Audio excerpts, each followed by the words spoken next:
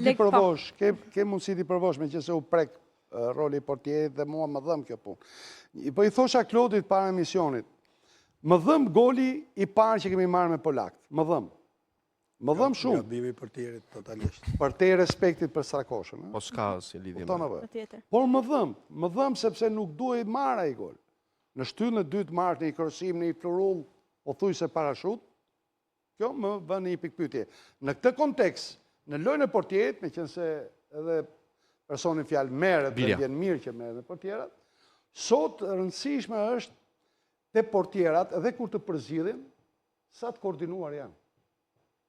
Nëse do të sëvizësh një portier, do të shikosh sa i koordinuar është ai në marrëdhënie me topin. Sa i koordinuar është ai kur vrapon, si i hedh hapat. Jo një hap para, jo një hap mrapa. Kupton?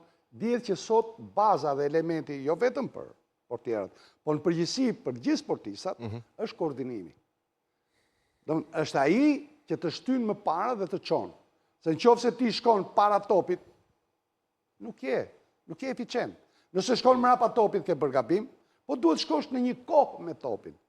E thash në... Po, për ta kuptuar. Në këtë kontekst, si që tha dhe vetëm, më vjen mirë që në këto ndeshje që ka ekipi kombëtar, ti afroj këto emra, si Qirko, si Dajsinani, si Alia, ti afroj, ti japi minutazh për t'i provuar dhe t'i përpregatitur për të ardhmen.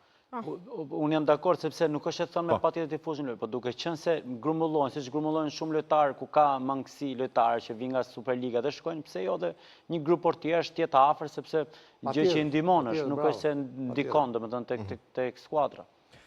Po ju bë disa vite që nuk fiton më skuadra që merr më shumë pikë në kuptimin mbaron